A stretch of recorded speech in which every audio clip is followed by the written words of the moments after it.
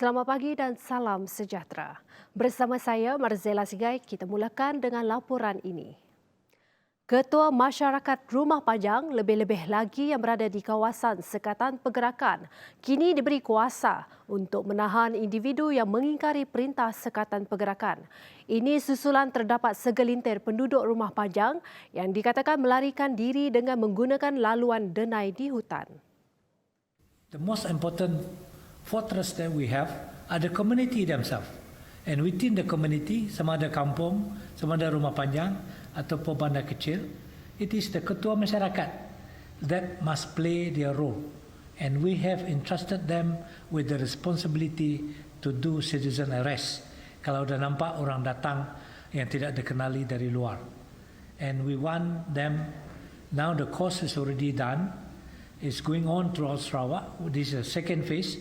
The first phase awal dulu, now we go for second phase to re-emphasize the role of the ketua kaum, ketua masyarakat. Tambah Ugah yang juga pengerusi Jawatan Kuasa Pengurusan Bencana Negeri JPBN Sarawak, kerjasama semua dilihat sebagai asas penting dalam menghadapi COVID-19. Ia adalah sesuatu yang amat diperlukan pada ketika ini. Jadi inilah satu tindakan yang tidak bertanggungjawab. Please, don't ever think that you will never be affected. Tak ada orang kebal. Jadi we want to emphasize to all the rakyat, please play your part. We are providing food also to those who are locked down. We do quarantine so that you won't spread. Tapi kalau you pergi keluar, especially if you go to Cebu, then you are exposing yourself. When you go back, you are exposing your family. Jadi itulah kita menyeru kepada rakyat, please kerjasama. Memang ianya menyulitkan. It is a sacrifice, but it is a sacrifice that is necessary, that need to be done by each and every one of us. Tuai rumah atau ketua rumah panjang memikul tanggungjawab besar untuk bertindak lebih tegas. Sudah tentu ia bertujuan untuk menjaga keselamatan rumah panjang masing-masing. Kita patut ninga utai jaku ajar perintah pasal atur PKP tu nyau ngerkai mayuh ngagai menua rumah panjai. Kita patut nak nerima orang tidak tai hari rumah bukai atau hari negeri bukai. Kita tidak tahu segau-segau nitih kata kena bala perintah nanti nadai kebuah. Jaga penyawa diri, hari pangan diri. Beliau turut menasihati penduduk rumah panjang di seluruh negeri untuk menjaga kesihatan diri dengan selalu membasuh tangan, membuat pemeriksaan di klinik jika mereka tidak sihat dan mengamalkan penjarakan sosial. Selain itu, orang luar juga tidak boleh dibenarkan untuk memasuki rumah panjang bagi mengelak kemungkinan berlakunya jangkitan kepada penduduk rumah panjang.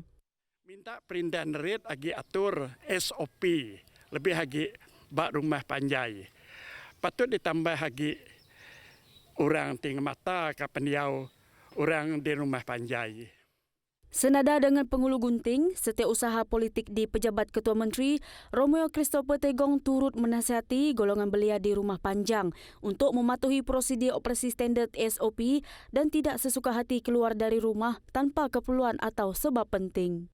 Pihak mereka sidak apa ini, pantau mana sidaknya. Kini tunggak perjalanan nak sidaknya bisa kes di Cebu itu pukul 12 lebih tengah malam. Agi mana kesegau, nyo bisa sampai lama nanti kita sama ninga di Cebu bisa kes namanya kena saman, kena compound lah.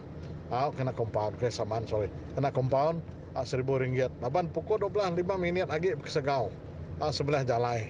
Nya minta tolong apa ini, nak ambil berat. Laban tu udah ada perintah ke orang, kita MCO atau PKP atau di bagian Cebu atau kami kita nak pancut, kami kita nak nama-nama oleh ngelaban penyakit COVID-19 tau. Kesatuan Guru Sarawak STU mencadangkan agar Kementerian Pendidikan KPM membenarkan sesi persekolahan di kawasan pedalaman dijalankan seperti biasa. Hal ini kerana interaksi antara masyarakat di kawasan pedalaman dengan orang luar adalah rendah. Presidennya Adam Prakash berkata para pelajar serta guru di kawasan itu berada di zon selamat dan pergerakan mereka adalah terkawal.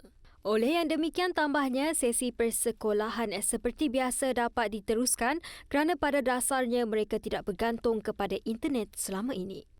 Sebab di Sarawak khasnya, sekolah-sekolah yang berada di luar bandar itu memang capaian internetnya memang tidak ada, satu. Yang kedua, peranti-peranti yang nak digunakan, gadget-gadget yang nak digunakan, ibu bapa yang daripada keluarga yang miskin memang tidak mampu untuk mendapatkan gadget-gadget tersebut.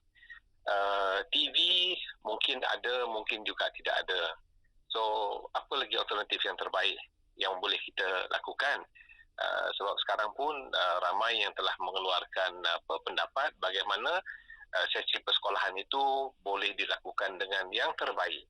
Namun beliau turut menegaskan bahawa usaha memastikan semua sekolah dan pelajar mempunyai akses kepada internet perlu diteruskan untuk meningkatkan kualiti pembelajaran. Sementara itu, Pesuruhjaya Suruhanjaya Hak Asasi Manusia Malaysia Suhakam Sarawak, Datuk Dr. Madeline Burma turut bersetuju akan cadangan tersebut kerana kebanyakan kawasan pedalaman adalah hijau dan pemantauan prosedur operasi standard SOP seperti penjarakan fizikal adalah lebih mudah. Kita dah sedia maklum bahawa pelajar-pelajar kita di pedalaman ini dahlah jauh ketinggalan. Jadi inilah peluang untuk mereka, kata orang, merapatkan jurang ini. Sekarang apa yang berlaku?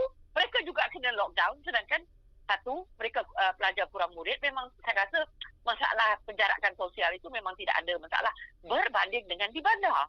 Kalau di bandar tu memang masalah besar. Hasrat Tian Chu Queen melihat kerosakan pada rumahnya dibaiki menjadi kenyataan apabila terpilih menerima bantuan di bawah program penambahbaikan Rumah Rakyat Miskin Sarawak. Berita gembira itu dimaklumkan Ahli Dewan Undangan Negeri Batu Kitang, Loker Chiang, ketika berkunjung di rumah Chu Queen pada Selasa. Chu Queen berkata sudah menjadi impiannya untuk membaiki kerosakan, namun sumber pendapatan yang terhad menghalang usaha itu. Katanya pendapatan suaminya yang bekerja di kilang hanya cukup untuk kegunaan harian keluarga. Saya gembira lah, semoga sampai anak pun gembira juga, sihat juga. Ya, macam inilah, lilin lah, silin ya, bilik sana, tandas lagi lah. Sementara itu, penghulu Kota Sentosa Lai Bun Ki berkata, dana sebanyak RM15,000 itu diperuntukkan untuk kerja baik pulih, membabitkan bumbung, dapur dan beberapa kawasan lain rumah berkenaan. Bukan buat bumbung, ya first time kita datang tu cat pun belum ada, okey bumbung tiada, yang ceiling tiada, dan sekarang dia semua dah buat tu dah. Dan dia under budget ya untuk bayar pulih rumah. Bayar pulih rumah dan tahu saya dia punya kos dia boleh lepas RM15,000. Sementara itu, Loker Chiang berkata sebanyak 80 buah rumah rakyat miskin di Dun Batu Kitang telah dibaik pulih di bawah program berkenaan. Million baik pulih fund, we are able to help a lot of people. Up to date, I've completed almost 80 houses. Some still under construction, but almost 80 rumah. And all these 80 rumah are from the B40 group. Ketua Jurulatih Kuching City FC, Irfan Bakti meletakkan kesihatan pemain sebagai keutamaan sebelum menghadapi liga seterusnya.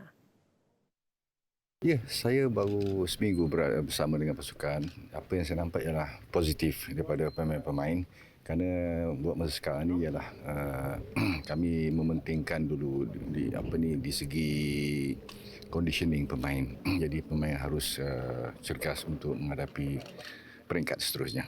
Mengulas lanjut katanya, pihaknya masih menunggu keputusan rasmi berhubung liga seterusnya dari Persatuan Bola Sepak Malaysia FAM. Keadaan COVID-19 ni begitu berat sekali masa sekarang ni. Jadi kita menunggu keputusan paling awal kalau nak bermula liga pun ialah pada 5 Mac ataupun 2 April.